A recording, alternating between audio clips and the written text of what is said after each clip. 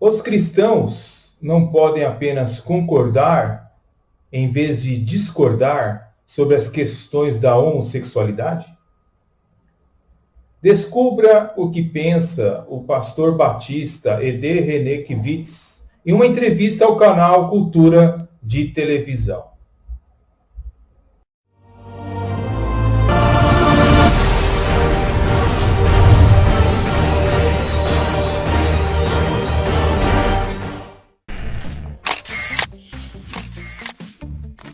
Ô pastor, quanto custa a passagem de ida para o céu? Já está pago. Já está pago. Já tá pago.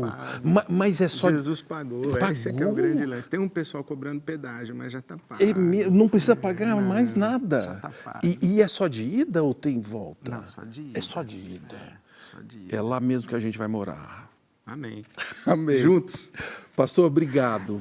Muito obrigado pela sua coragem.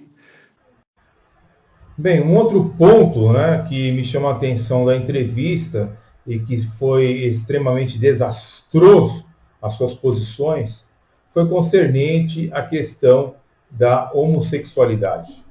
Né? Ele foi extremamente polido, educado e procurou usar o politicamente correto para não ofender gregos e troianos. Né?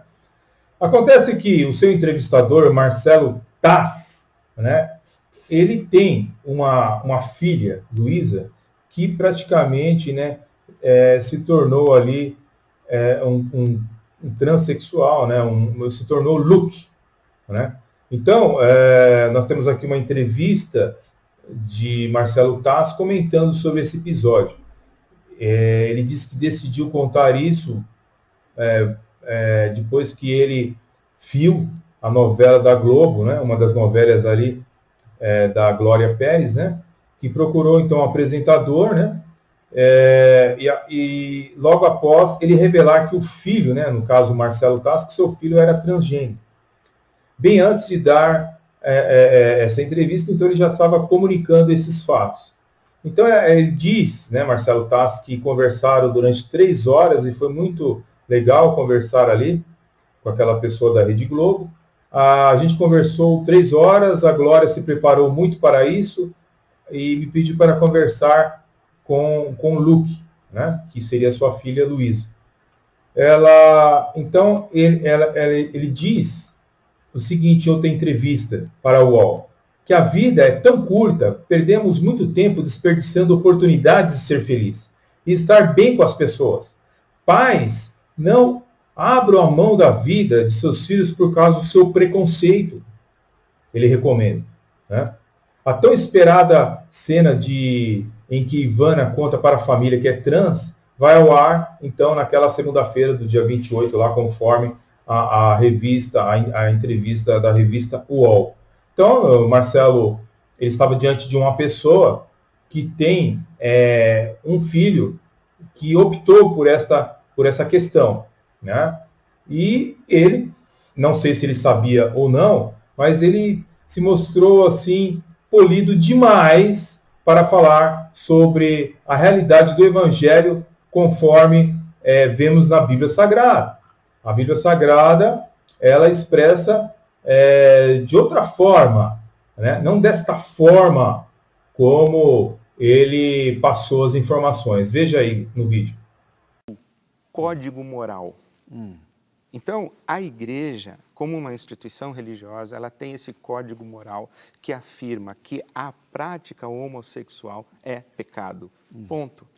E é óbvio que eu respeito a Bíblia como todos os textos sagrados. Eu só acho que, às vezes, a leitura pode ser muito fundamentalista. E na minha opinião e na minha prática pastoral, essa leitura fundamentalista não me ajuda. Porque dizer assim, olha, é pecado, e terminar a conversa aí é cruel, é desumano, é excludente, não é cristão.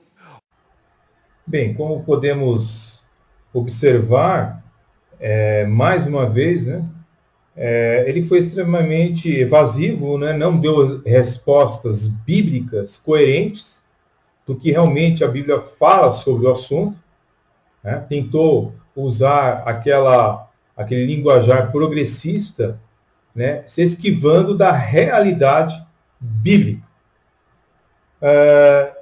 Muitas pessoas, elas, nos dias de hoje, elas até estão formando, né, igrejas homossexuais evangélicas, tá? E elas acreditam realmente que Deus aceitará esse tipo de religiosidade, né, e as aceitará em seu reino. Porém, quando nós começamos a investigar o que a Bíblia Sagrada realmente diz sobre esses assuntos, né, a gente vamos deparar com textos que realmente vão contra esse tipo de mensagem progressista que nós vemos nos dias de hoje. Ok? Então, algumas pessoas podem fazer uma pergunta assim, olha, a homossexualidade não é uma questão sobre a qual os cristãos podem discordar com legitimidade? Não podem. Tá? A gente tem que ficar com a Bíblia. Tá? A Bíblia, ela permite até algum desentendimento sobre alguns certos temas. Tá? Você pega, por exemplo, Romanos, né, capítulo 14, né, verso 5, diz a palavra de Deus assim, olha, uns fazem diferença entre dia e dia, mas outros julgam iguais todos os dias. Cada um esteja primeiramente seguro em seu próprio ânimo, ok? Existe uma certa tolerância em alguns assuntos secundários da Bíblia Sagrada. O ideal seria que toda a igreja cristã estivesse em consonância em todos os assuntos, mas nós sabemos que onde há pecado, onde há ser humano, existe imperfeição. Mas a Bíblia, ela fala de uma certa tolerância, mas existe uma tolerância que ela praticamente é uma tolerância antibíblica. Não existe a vontade de Deus em certos tipos de tolerância. Né? Então, Paulo, ele também argumenta que existem outras questões bíblicas que são inegociáveis. Ou seja, não tem como negociar certas doutrinas e certos ensinos da palavra de Deus. Ok? A Bíblia, ela é bem clara concernente a isso. Tá bom? Então, é bom a gente frisar essa questão aí. Tá bom? Então, em 1 Coríntios 15, Paulo nos lembra também de que devemos ensinar a fé no Evangelho de Cristo. 1 Coríntios 15, verso 1 ao verso 11. Tá? É inegociável, por exemplo, acreditar na ressurreição de Jesus Cristo. Né? Agora, em que categoria, por exemplo, se encaixaria o homossexualismo? Isso afeta o Evangelho? Né? Duas passagens indicam que a homossexualidade é um tema central, sim, né, nos ensinos do Novo Testamento. Tá? Paulo fala sobre as práticas homossexuais no contexto de alerta, emitido aos seus leitores de que os injustos não herdarão o reino dos céus. Ok? A palavra de Deus diz e apresenta em 1 Coríntios, capítulo 6, versículo 9, diz o seguinte: não sabeis que os injustos não hão de herdar o reino de Deus? Prossegue a Bíblia Sagrada dizendo quem seriam os injustos que não vão herdar o reino dos céus. Não erreis, nem os devassos, ou seja, os devassos não vão entrar no reino de Deus, nem os idólatras, nem os sodomitas, nem os ladrões, nem os avarentos, nem os bêbados, nem os maldizentes, nem os roubadores herdarão o reino de Deus, e também nem os efeminados. Então, não é uma questão de homofobia. É uma questão de Bíblia Sagrada que nos alerta sobre a vida eterna. Não é uma questão de não gostar ou gostar dos homossexuais.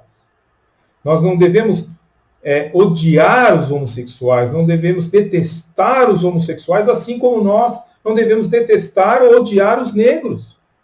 Ok? A Bíblia ela é bem clara sobre essas posições.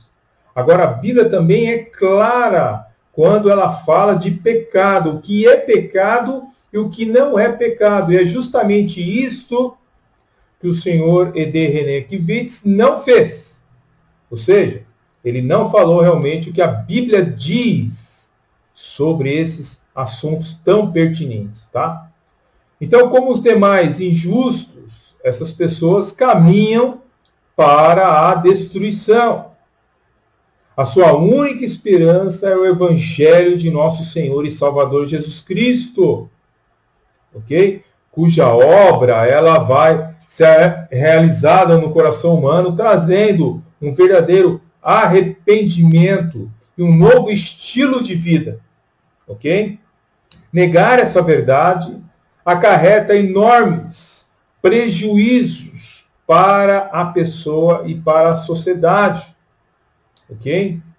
Então, quando o E.D. Renekiewicz ele não ensina, né, a realidade sobre a questão da homossexualidade, né, ele traz um ensino pernicioso aos olhos de Deus, né, que na verdade essas pessoas estão caminhando para a destruição.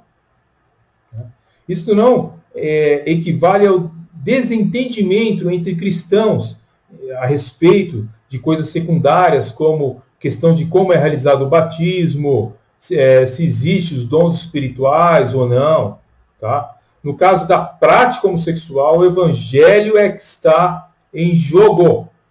Tá? Em Apocalipse, capítulo 2, versículo 20, diz a palavra de Deus, Jesus Cristo dizendo que tinha algo contra aquela igreja de Tiatira, que eles não denunciavam os hereges, os falsos mestres, os falsos profetas, como fizeram com a mulher Jezabel.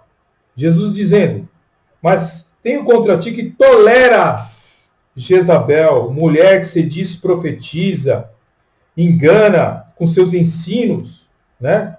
E ensina as pessoas a se prostituírem, em comerem coisas sacrificadas da idolatria.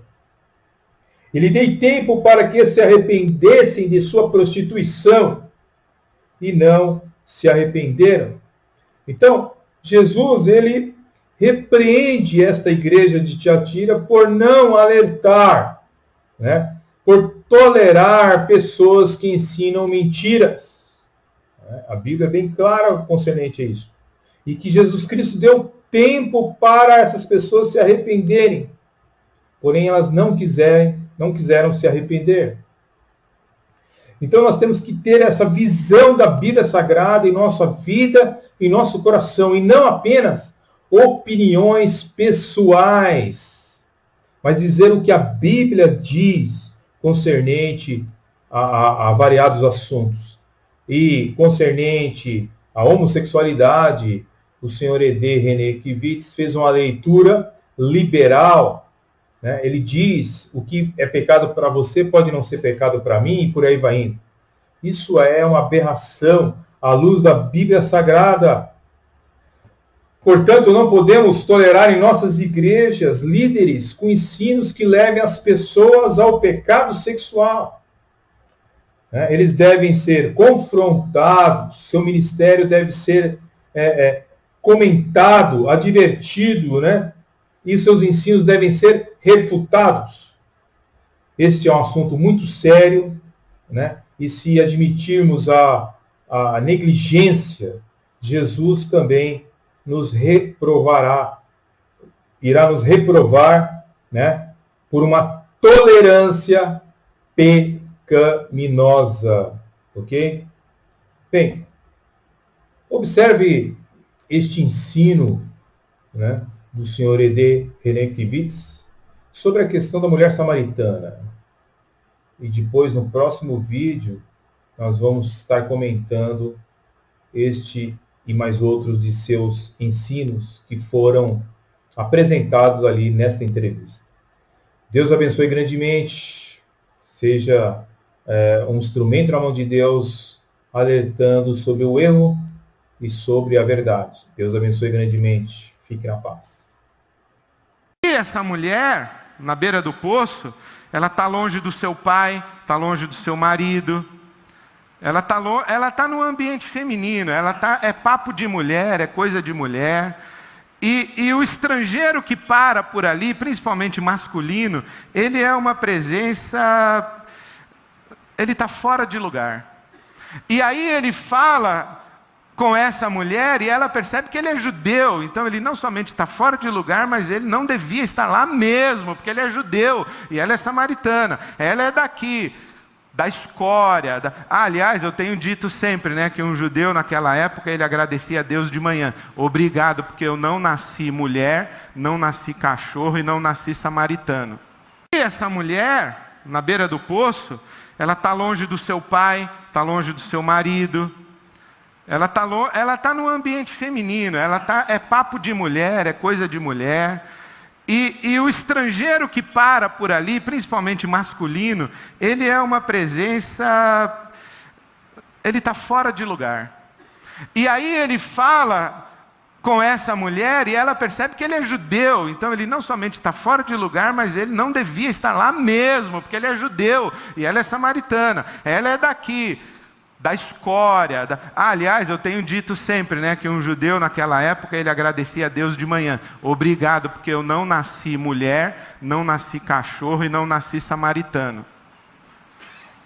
Imagina, o camarada acorda, fala: Senhor, muito obrigado por mais um dia. Inclusive, quero também te agradecer que eu não nasci mulher, não nasci cachorro e não nasci samaritano.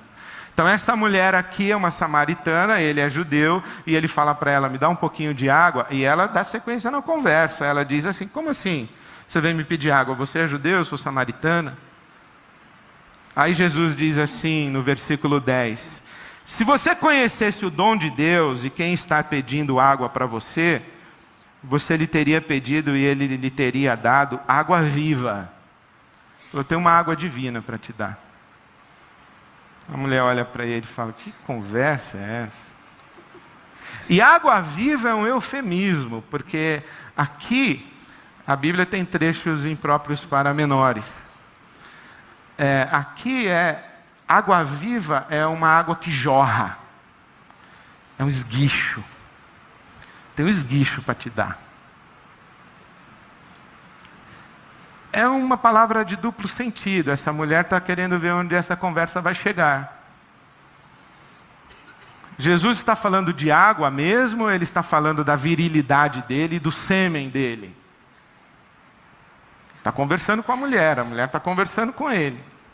E ela diz assim: bom, o senhor não tem como pegar a água do poço. Então, dessa água aí é que o senhor não está falando. Que água é essa que o senhor está falando? Que água viva é essa? Aí Jesus diz assim, versículo 13: quem beber desta água do poço, terá sede outra vez, mas quem beber da água que eu lhe der, nunca mais terá sede. Ao contrário, a água que eu lhe der se tornará nele uma fonte de água a jorrar para a vida eterna. E a mulher diz: então, Senhor, me dê dessa água, eu quero essa água. Aí Jesus vira para ela e diz: então, cadê o seu marido? Vai buscar o seu marido. Aí ela: o que tem a ver o meu marido com tudo que a gente falou até agora? Aparentemente não tem, mas tem. E essa mulher demonstra que ela sabe conversar, e sabe muito conversar. E ela sabe o que está acontecendo, e ela fica um pouquinho ressabiada e diz assim: eu não tenho marido. O que ela está dizendo é: eu estou livre. E aí a mulher diz assim para Jesus: eu quero essa água, eu vou contigo, me dá essa água. Então, cadê o seu marido? Ela entende que Jesus está dizendo, mas você é comprometida, alguém vai vir reclamar a posse? Ela pensa isso. E ela diz, não tenho marido, ninguém vai vir reclamar a posse. Aí Jesus diz, é fato, você não tem marido, porque você já teve 5 e o homem com quem você vive agora não é seu marido. Versículo 18. Você já teve 5 maridos e o homem com quem você vive não é seu marido. Isso aí você falou é verdade. Aí a resposta da mulher imediata, versículo 19. Senhor, vejo que é um profeta, o Senhor é um profeta. E ela muda de assunto imediatamente, mas não muda. Presta atenção na leitura, hein? Nossos antepassados adoraram neste monte, mas vocês, judeus, dizem que se deve adorar em Jerusalém. Bom, o que está acontecendo? Lembra que Jeroboão fez um templo em Siquém?